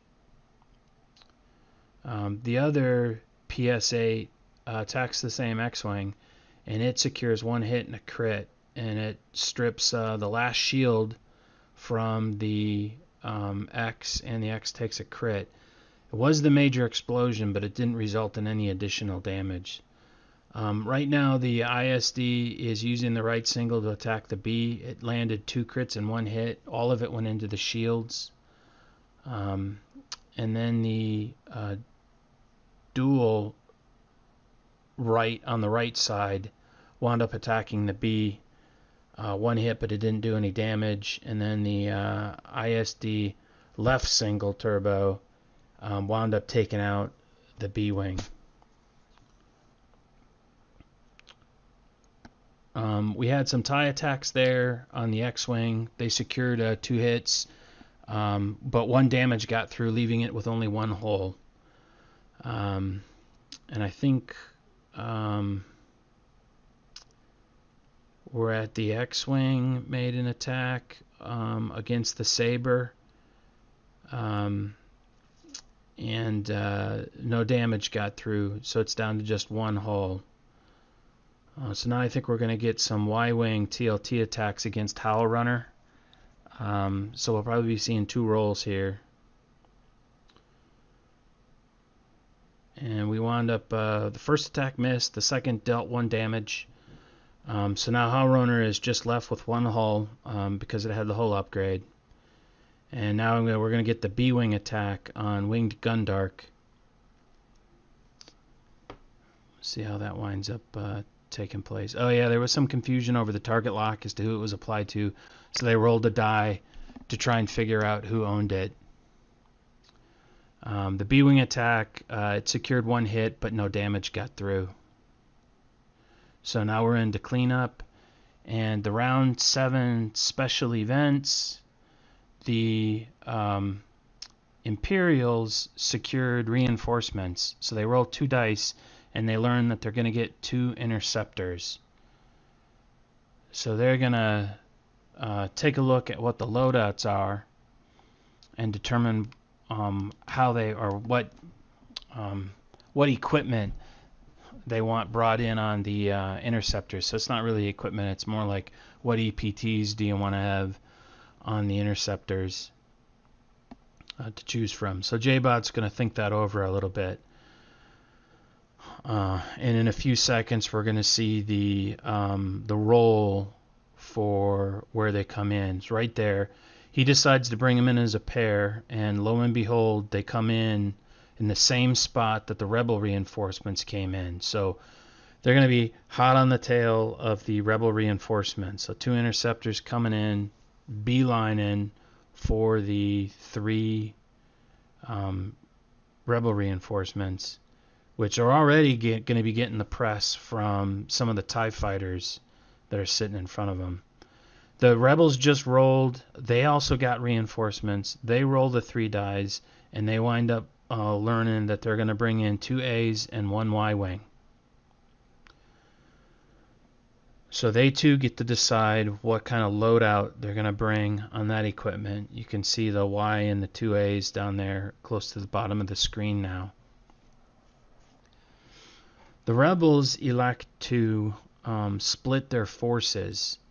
If I remember correctly, they plan on bringing in the 2 A-wings as a pair. Yep, they just split them up, and the Y-wing as a single. And in a few moments, we'll see them actually roll for where they come in.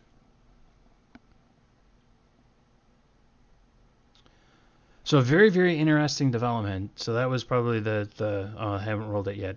But very interesting development. Just kind of when everybody needs reinforcements, voila, the game mechanic basically provides it. It's interesting that by luck that the Imperial reinforcement comes in right behind the previous Rebel reinforcement. So this is going to be the roll here for the Rebel location. They roll twice, and they find out that all of the ships are actually going to come in the left corner from our viewing angle. So the starboard rear corner is where all the ships are going to come in. So although not necessarily an ideal, I suppose if it would have come in on the right side of the board, the port side of the board, that would have been far better, but it's not that bad. They've got some separation from the Imperial forces. They really only have to worry about the ISD weaponry. So all in all, I think it's pretty good. The A-Wings could obviously make a beeline down the back edge of the map to strike out on that shield generator, and hopefully the reinforcements, the Y, the X, and the B, can kind of make it to the bridge and force some damage on it.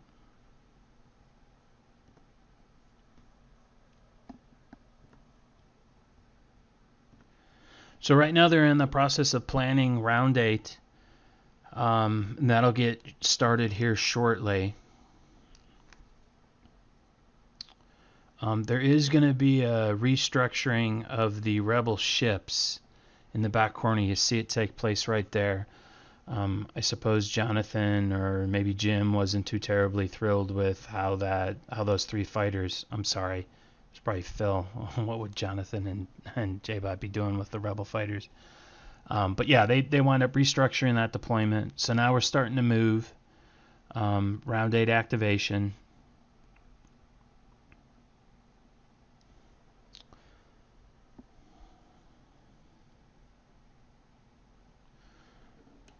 So we're into the what would have been the 3 pilot skill 3 right there. And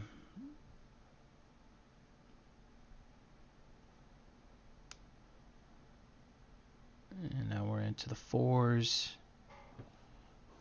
with red and gray squadron. Can't forget about the Saber squadron. Reinforcements just came in. I think that was a bump. I think that lead interceptor ran into the Y-wing, and then as a result, the trailing interceptor also bumped. So no actions for the interceptors, unfortunately. That Y-wing, I think, bumped into its X-wing buddy. No,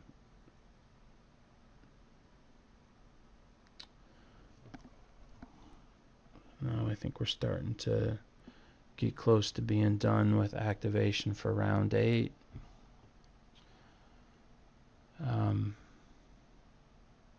So it's interesting to see the TIE and the interceptor in front of the bridge.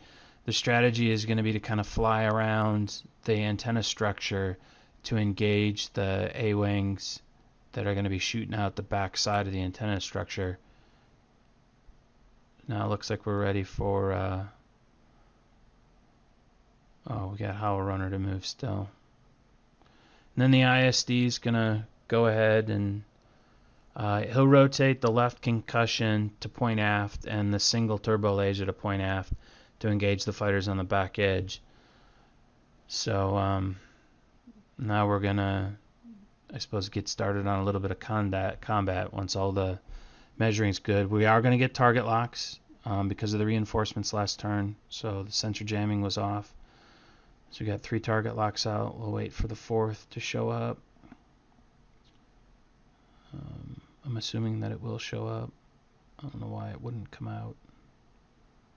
Maybe it's just a lack of targets for the ISD to engage, I guess. So the PS-8 TIE is going to attack an X-wing, and it secures 1 hit, but it does not take any damage. So then Howl Runner is going to also make an attack. So it winds up with 2 hits. 1 damage gets through, so the X-wing is destroyed. So now the ISD is going to get rolling. It's going to start off with the concussion attack on the trailing A-wing, and it secures 1 hit, but the damage does not get through. So the left single turbo laser is going to target the lead A. It rolls 2 crits and 1 hit, but none of the damage gets through, unfortunately. So then J-Bot with the Saber is going to make an attack on the B-wing. He secures 1 crit and 1 hit, and both of those get through, removing 2 shields. The other Saber attacks the same B, secures 2 crits and a hit, and 3 shields wind up coming off. So then the Y-wings start doing TLTs against the top left concussion missile. The first attack is a miss, the second one is a damage. and then the remaining Y does a PS8, attacks the PS8 tie and secures 2 damage on it. So that concludes the round 8 combat, and they roll for special events, and the Imperials get aggressive commanders, and once again the Rebels get sensor jamming. So that sensor jamming's been coming up quite a bit, so no target locks for the Rebels, for the Imperials this coming turn. So again, that sensor jamming is going to limit the number of attacks that the ISD is going to be able to make. At least the left rear concussion missile will be out of the fight this coming round, because more than likely he would be able to at least make an attack on that trailing Y-wing that's on the back edge of the map. The other ISD missiles are probably out of the combat for the coming round, but then of course the target locks would certainly be nice to be able to use with the dual turbo laser and the single turbo laser that will probably be able to engage the A-wings and or the B-wing and Y-wing that's kind of out in the middle of the map. So it's kind of a tight spot right now. I think both sides have a good shot at potentially winning this game.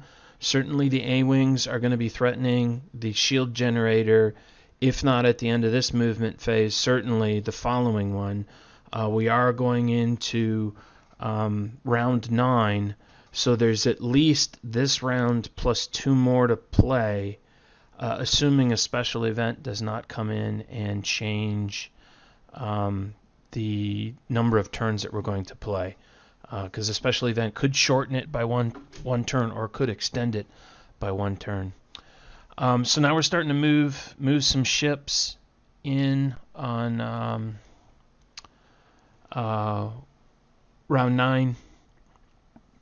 You just saw the A's kind of make a big speed 5, and they're executing some boosts to get real close to the shield gen.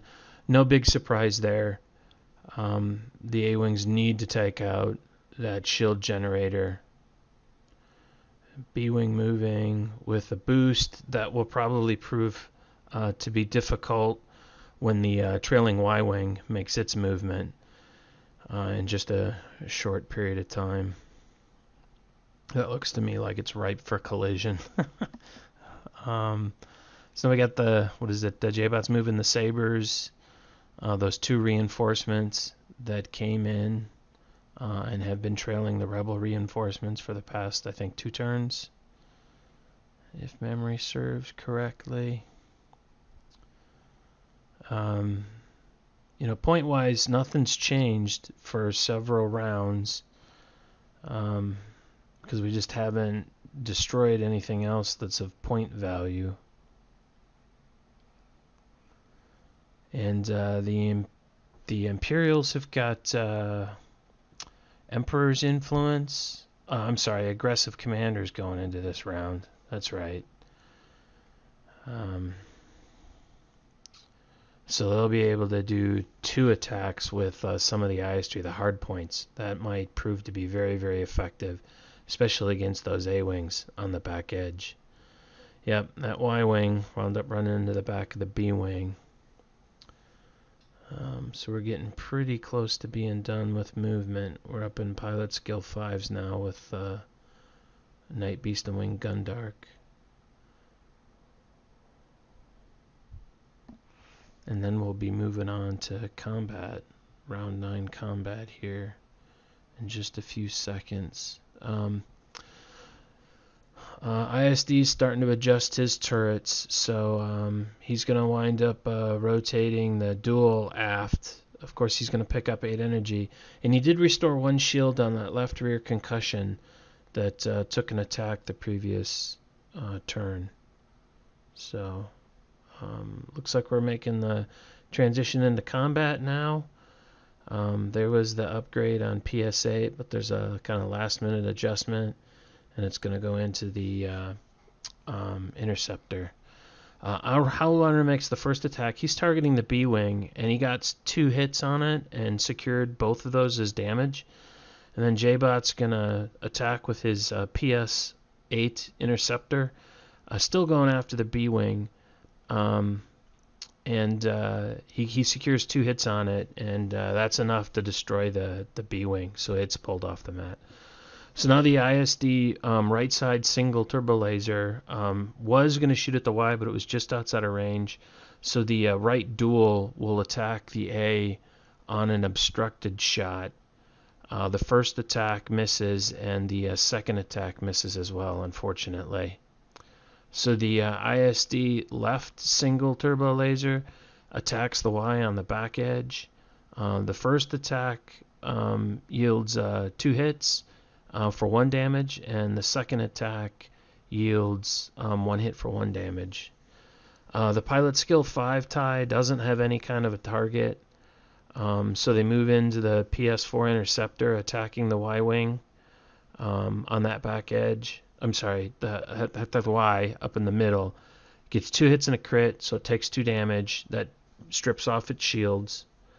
The Interceptor by the shield generator makes an attack on an A, but I couldn't figure out what the result was. And then the middle Y does a TLT attack against the damage tie. The first attack, it misses. The second attack also misses, unfortunately. The Y-wing on that back edge also made an attack that yielded 1 damage, but the second one wound up missing. So they did the cleanup just there, and for special events, the Imperials get a power relay back online. You'll see that it popped up down there in the bottom left corner. The Rebels get more reinforcements. They get an A-wing, a Y-wing, and an X-wing. They elect to bring them out individually after they choose what their loadouts are. We'll be rolling for those shortly. They decided to bring them out individually to increase their chances that a ship would show up in close proximity to the shield generator, which is what they're obviously trying to target for the time being. So they will roll, and they roll them one at a time. The A-wing comes out port center. The X-wing's going to come out on the starboard bow corner, and the Y-wing is the money one. It's coming out in the port side, the aft corner, all the way on the left. So the Y-wing and the A-wing are going to be threatening that shield generator. The Y-wing might be able to get there in 1 turn. The A-wing's definitely 2 turns away before it's going to threaten it. So now everybody's rolling into turn 10 planning. So we've only got turn 10 and then maybe turn 11 to play, based upon how the special events wind up rolling. So now all of a sudden the game definitely looks like it's more in the hands of the Rebel players right now. I think it's just going to be a matter of what can the Imperials pull off as far as being able to engage the Rebel fighters that are out there, especially that Y-wing and the A-wing that have just now popped up on the mat. We're a little bit a ways from activation beginning on round 10. We will have target locks back, and the ISD is going to gain 9 energy. I don't think that extra energy is really going to play into much because the Rebels are not really targeting the weaponry right now. They're going solely for that shield generator and ultimately for the bridge hull.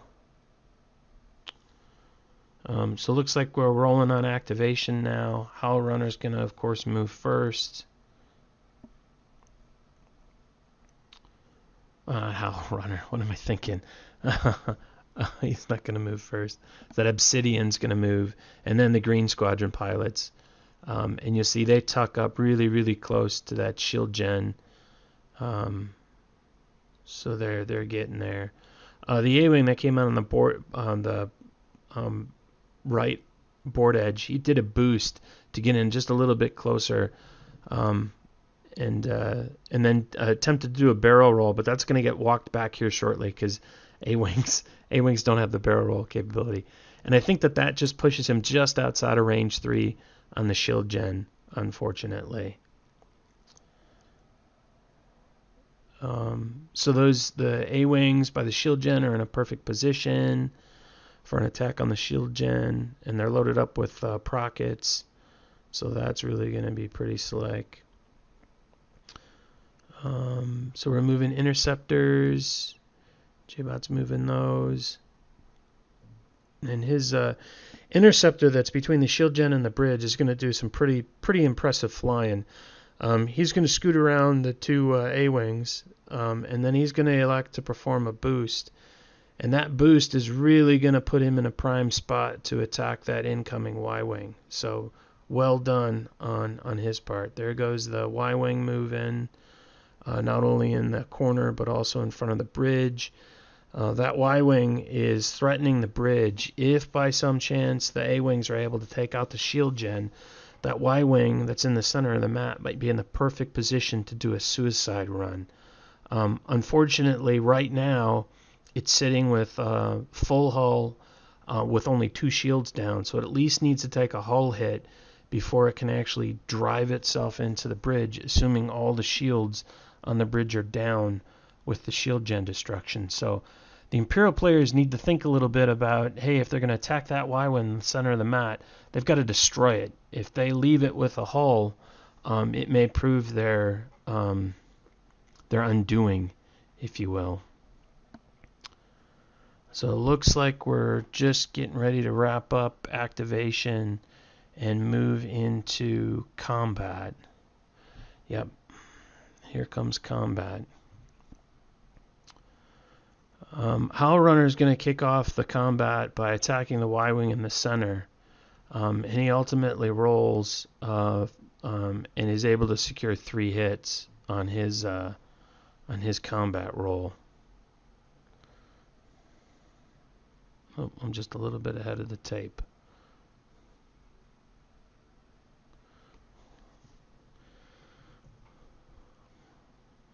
Oh yeah, ISD's gotta go. Sorry. Getting ahead of myself. So a little bit of an adjustment on the turrets for the ISD. You see the 4 target locks are out, which is a good thing for the Imperials. They definitely need that. So now comes the combat. And we'll see how Runner's die roll here in just a second. He gets those 3 hits, and the defense roll allows 2 damage to go through to the Y-wing in the middle. That lets the PS-8 intercept make the attack on the same Y-wing. Gets 4 hits. All of them will go in for damage, and it's destroyed. So now the ISD comes alive. The left single turbo laser will attack the Y-wing on the back edge. Gets 2 hits and 2 crits. All 4 damage go through. The 2 crits yield a blinded pilot, and that's a big deal, as well as a loose stabilizer. So the ISD right duel attacks the lead A-wing. It spends a target lock, gets 1 hit and 1 crit, and both damage go through to strip off the shields. The ISD right rear concussion now attacks the Y-wing on that back edge. Or in the back corner, I should say. It gets 1 hit and 2 crits, 3 damage go through, so it completely strips off the shields of that brand spanking new Y-wing. And then the ISD tractor beam makes an attack on the A that's coming in on the right side of the board, but it's a mess. It doesn't connect. So that takes us to the tie on the left side of the bridge. He'll be making an attack on the Y-wing that's on the back edge. It rolls 2 hits and secures 1 damage.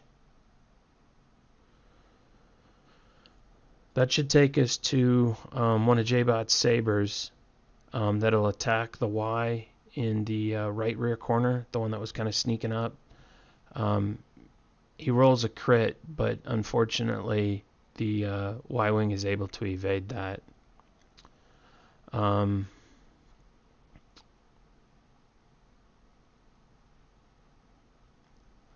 So now we're into the attacks on the shield generator.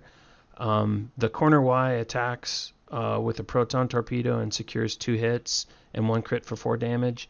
The lead A-wing attacks it with a procket and gets 3 hits and 2 crits for 7 damage. So it's destroyed. We just replaced the model just a little while ago. The trailing A attacked the dual laser that's right out in front of the shield generator and gets 2 damage against the hull because all the shields are now down on the ISD. And then, unfortunately, the A-wing on the right-hand side no longer has a shot on anything. So, and they're figuring all that out right now by checking arc and so forth. But he's not able to take a shot on either the missile battery or that single turbo laser that's kind of out in front of him. He's just not in range. Or not in arc, I should say. So that wraps up the combat in round 10. And special events, the Imperials wind up rolling Emperor's Influence, so they get the die again with the 4 chances to manipulate the die roll. And the Rebels get the Millennium Falcon, so Lando gets to join the fight on the very, very last turn of the game. So I doubt it'll do much, but I suppose it's good to have him join the fight, if you will. So going into round 11, the last round of the game, it is literally anybody's game to win. The Rebels are really, really pushing in hard. They've succeeded in blowing up the shield generator. They've got a number of ships out on the board, such that they're in the point bonus. But the Imperials are bearing down on the Rebel ships. We're going to have a really, really good engagement as far as combat. It's going to really boil down to, can the Rebels survive all of the Imperial attacks before they can start making their attacks on the bridge? Keep in mind that the Imperials have got the Emperor's Influence, so they are more than likely going to hold on to those 4 rerolls for any attacks that actually get to be made against the bridge. So they've got to kind of survive that. I, as a GM, kind of dorked up my communication to the players at the end of the game. I'll touch upon that a little bit in the wrap-up. But bottom line, as they start to move the ships in the final round, bottom line is the Rebels need to score 3 hits on the bridge hull. Whether they keep the bonus or they lose the bonus because they lose a couple of ships in this final combat phase when we get to it, they still need to secure three hits. If by some chance the Imperials are really successful and are able to drop down the Rebel forces to where they have 3 or fewer ships out on the board at game's end, they would have to take out, what would it be, 4 bridge hits in order to win the game. So 4 hits, guaranteed win for the Rebels. 3 hits, as long as they've got at least 4 ships at the on the board at the end of the game, they'll wind up winning. And that might be a tall order with that Emperor's Influence off on the corner there by the ISD player. And there's the X-Wing moving.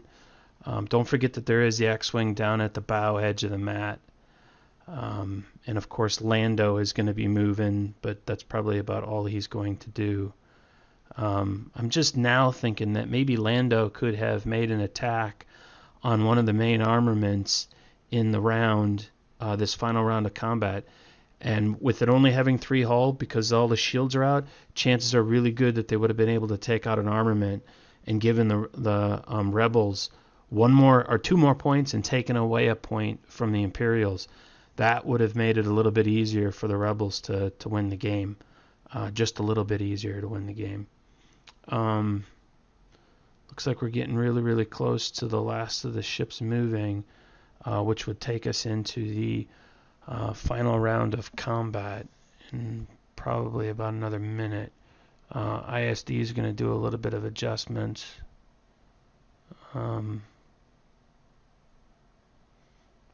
And we'll put out a few more target locks. There it was just allocating out its energy. A little bit of adjustment on turret and missile direction. And then we'll be getting into that last round of combat. And it's going to go by pretty quick.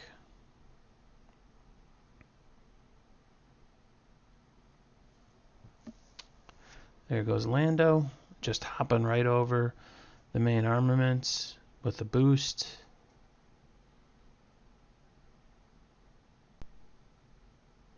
It's not close enough to make an attack on any of the TIE fighters. So here come the target locks from the ISD. And that'll get us into combat for round 11. Howlrunner's gonna attack the center A-wing, the one that's got like the target lock 3, and it's ultimately just gonna be a big miss. The A-wing's able to roll it off.